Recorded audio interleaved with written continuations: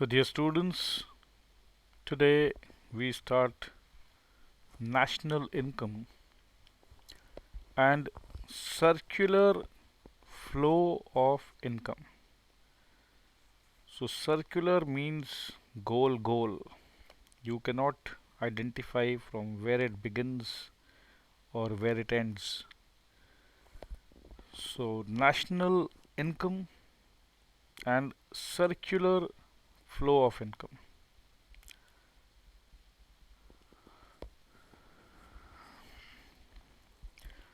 We are aware that macroeconomics deals with broad national aggregates. Broad national aggregates. So national income aggregate means total. So national income, national product, employment, consumption, investment, money supply, government budget, balance of payments, etc. So these are all national aggregates. We also call them macro aggregates. Now, out of so many aggregates, national income and national product are the most significant aggregates. National income is regarded as the most comprehensive measure of the level of economic activity and index of economic growth of an economy. So whether the economy is really growing, how do we find out? We find it out by checking the growth in national income. Growth in national income also means that there is significant growth in economic activity. Economic activity means production of goods and services. So, what is national income? National income is defined as the money value of all final goods and services produced by the normal residents of a country, whether operating within the domestic territory of a country or outside in a year. So the word used was money value. Then all final goods and services then produced by the normal residents of a country. Now these normal residents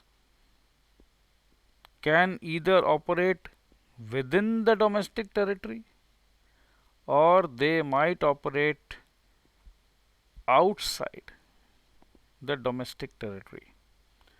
And all these calculations we will calculate for one particular year. So national income of one particular year.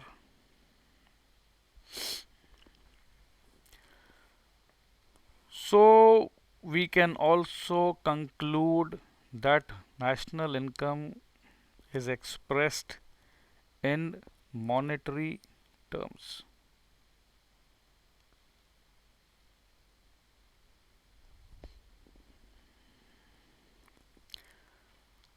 Monetary terms means adding the vast number of diverse goods and services to some kind of a common denominator.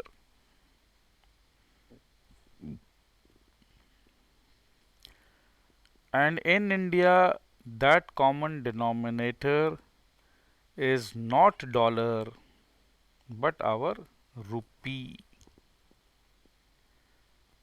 So the output of different goods and services is valued at market prices and the values are added together to get national income. So we understood that monetary expression is needed. We also discussed that final goods and services. So what do we mean by final goods and services? So to understand final goods, can I introduce a term called intermediate product? For example, while baking a cake, you might need baking soda, you might need flour, you might need eggs. So while calculating national income, if we are including the market value of the cake, are we also to include the value of eggs and the flour? No. If we do that, it would mean double counting. So while calculating national income, my dear friends, we include only and only the final products.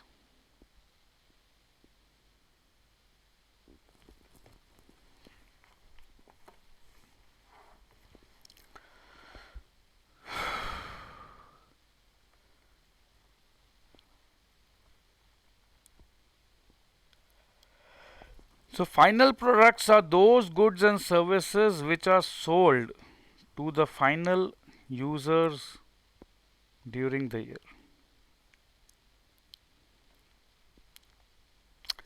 So final goods also means for final consumption by consumers and for investment by producers and not for resale.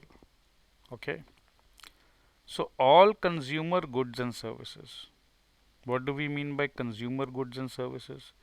Goods which satisfy the wants of the consumers, like food items, refrigerators, they are all final goods. Producer goods are those goods which help in production of other goods in future, like machines, buildings, etc. Are they also final goods? They are producer goods, yes, but of course they are also final goods. Who buy these goods? The producers. Can we also call them capital goods? Yes. So are they making an investment? Yes. Is it for resale? No. The final goods are meant for final use by consumers and producers. So consumers will procure the final goods for their consumption and producers will procure the final goods which can be machines and they will make new consumer goods from the producer goods.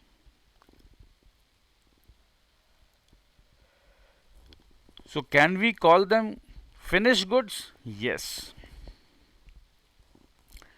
So what do we mean by intermediate products? So intermediate products are those goods and services which are used by the producers as inputs into a further stage of production. जैसे हम कहते हैं picture अभी बाकी है मेरे दोस्त. These are also known as non-factor inputs. These goods move from one stage of production to another in the production of a final product. These are the products which are purchased by producers from other producers and are resold after converting them into final goods. So basically you purchase seeds, but do you sell the seeds? No. You purchase fertilizer, but are you selling the fertilizer? No. You are basically using the seed, you are using the fertilizer, and they are intermediate products. What do you do with the seeds and the fertilizers? Of course, you grow wheat, rice, and other crops. So, wheat, rice, and other crops, they are the final product. They would be used in the counting of national income, and not the seeds and fertilizers which were used to produce rice, wheat, or other crops. So I am going at a very slow pace so that you shouldn't face any issue in understanding the concept. To measure national income accurately,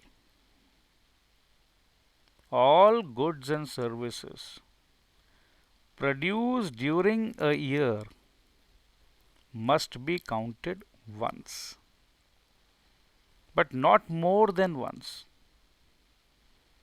So if we had counted the value of seeds and fertilizers and then counted the value of wheat and rice, so it would mean double counting, because while we value the wheat and rice, we definitely include the cost of seeds and fertilizer in the value of the crop. So it is clear that national income should be accurate, and so goods and services produced during a year must be counted once. Now the real challenge is most products go through a series of production. There are various stages before the product reaches the market. As a result, components of most products are bought and sold many times. So this is the real challenge. For example, flour mills sell flour to bakeries, and bakeries use this flour in making breads, which are sold to households. How should we treat such intermediate products in computing national income? So basically, should we count the final product as bread, or should we also include the flour sold by the flour mills? I think you know the answer. The answer is that national income includes only the value of final goods and services. In this case, the final good would be the bread. Intermediate products are excluded from national income because their value is already included in the value of final products in which they are used. For instance, since flour is used in making bread, the total value of bread includes the value of flour also. So I think this is quite clear now. So we would concentrate on the final goods, the value of final goods. If we add the value of flour to the value of bread, the value of flour would be included twice. Absolutely. To add the intermediate goods to the final goods would be double counting. That is, the flower would be counted more than once. So I think this is absolutely clear. Double counting is the error which arises in national income estimation if we add up the total output of all the sectors in the economy instead of adding up the output of final goods and services only. So double counting is the error, please dear students keep this in mind, which arises in national income estimation if we add up the total output of all sectors in the economy instead of adding up the output of final goods and services only. Basically, let's say agricultural output. That agricultural output, if we consider that particular agricultural output as the final output, but we forget that particular agricultural output, let's say cotton. Cotton was used in making cotton shirts. So, of the agricultural industry, you added the final output of cotton. Now, in the garment industry, you added the final value of cotton shirt. So, this would become a error. You added the value of coconut and then you also added the value of coconut oil. So, coconut was an agri product and coconut oil was an industrial product. So, double counting is the error. So, thus, while estimating national income, we solve the problem of double counting by taking the value of final goods and services only. National income includes the value of bread and not of flour used in making bread. So, dear students, keep this in mind. Hence, national income is the total value of final goods and services produced. Now, let's try to understand that national income is a flow concept. It is the flow of goods and services. A flow is a quantity which is measured over a period of time. So, we have already mentioned that the period of time is 1 year.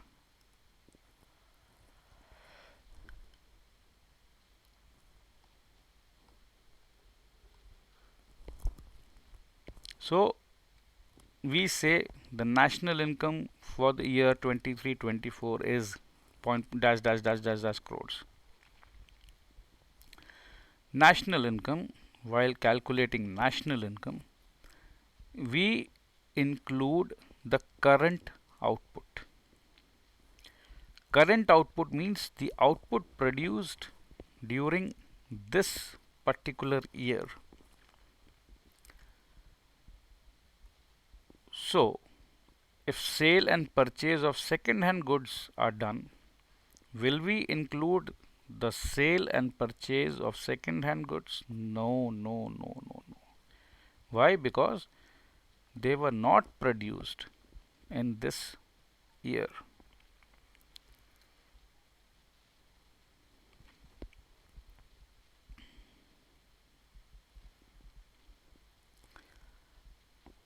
Similarly, purchase of securities and transfer payments are also excluded.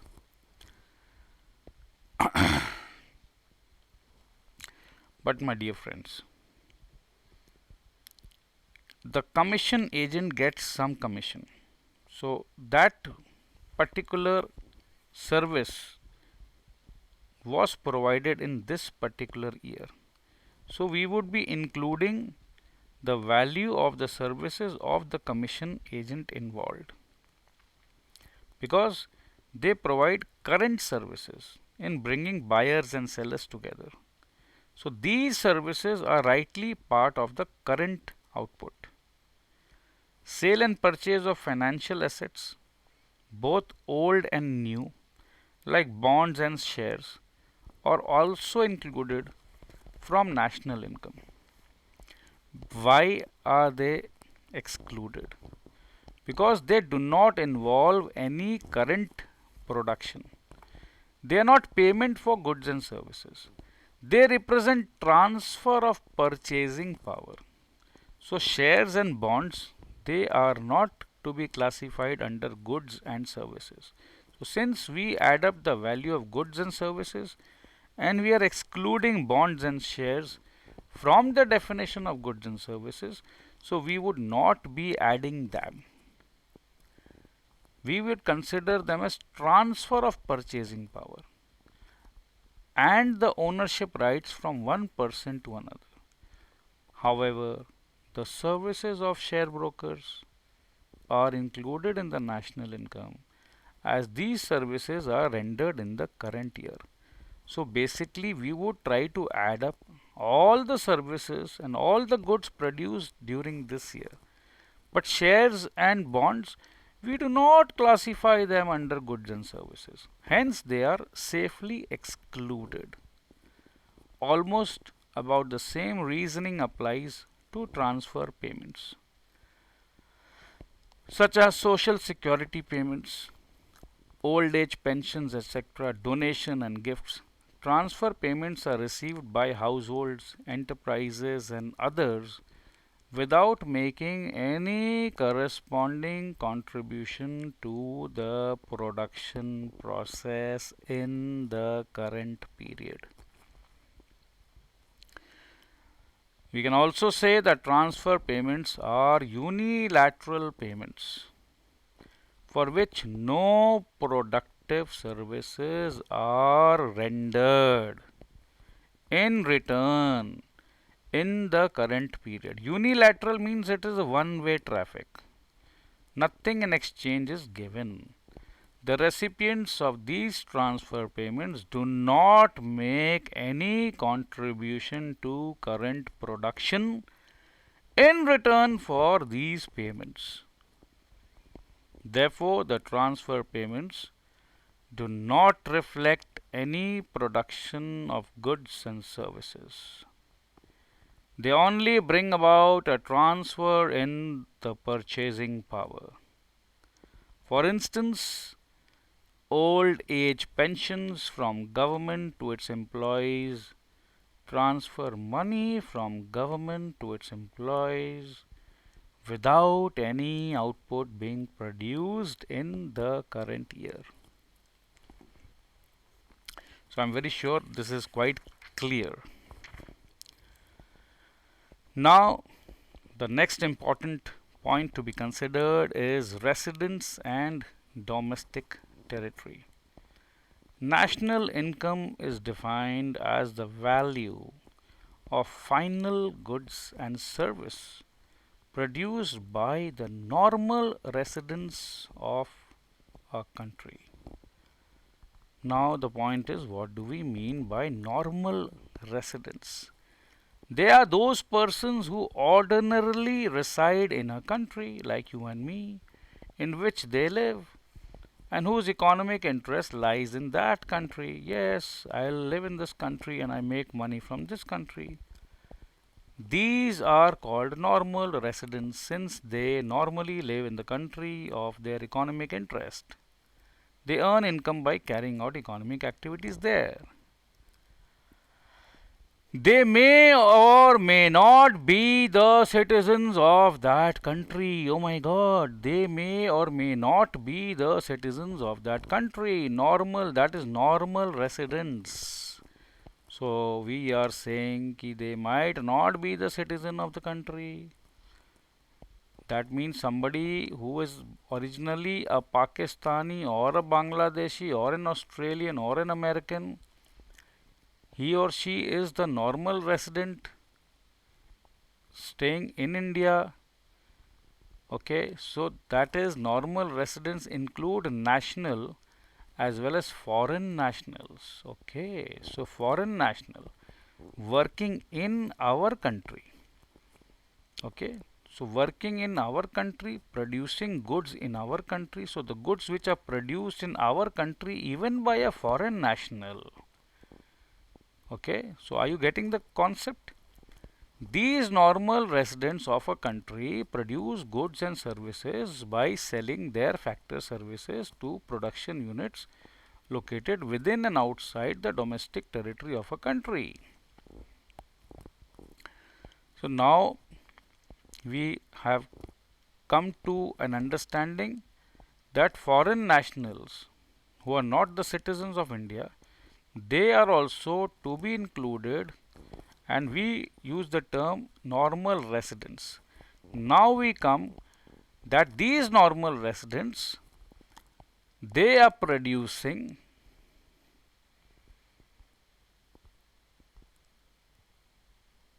goods in the production units located within and outside the domestic territory of a country. Now, domestic territory refers to the geographical location or political boundary of a country, excluding foreign embassies and international institutions like UN, WHO offices located within the geographical territory. So, in India, if you have a UN or a WHO or a foreign embassy, that would be excluded, that would not be considered as the geographical territory of the country, and including the embassies of this country located outside its geographical territory.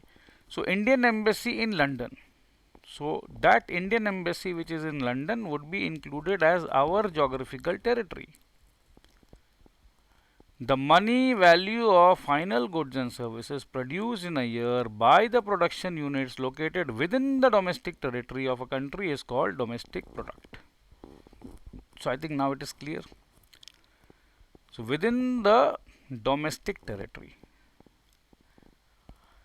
So domestic territory refers to the geographical or political boundary of a country excluding foreign embassies. So foreign embassies in India, they have to be excluded, and foreign embassy or Indian embassy in the foreign country has to be included. So that is the meaning of domestic territory. National income is the money value of final goods and services produced by the normal residents of a country operating within and outside the domestic territory of a country. So basically somebody working in Indian embassy in London, so they are the normal resident operating within and outside the domestic territory of a country during a particular year. It is the value of final goods and services produced by all production units located within the domestic territory of a country plus net factor income received from abroad. Net factor income received from abroad. This will become clear later when we explain various national income aggregates and different methods of measuring national income. So net factor income would be explained little later, so have patience. Finally, it is necessary to guard against confusing national income with sum total of individual personal incomes. Very, very important. So basically they are trying to say is if you add up the sum total of individual personal incomes, let's say there are 100 people residing in a country and you add up the income of 100 people, so does that become national income? No. National income is not the sum total of personal incomes. Personal incomes include transfer incomes also, correct? So basically we are not to include the transfer incomes. We have to calculate the goods and services produced, and transfer incomes are excluded from national income. Furthermore, not all the national income accrues to individuals as their personal incomes due to undistributed profit savings of government, etc. And basically there are times when incomes are not distributed. Okay, so I think we can stop here today. Next day we continue with the circular flow of income. I hope you got a good understanding of what exactly we mean by national income. So theoretically you should become strong, and finally you can get hold of the practical problems. They are very scoring. Once you are theoretically strong, you will not face any difficulty at all. So thank you so much. I love you all. Bye bye.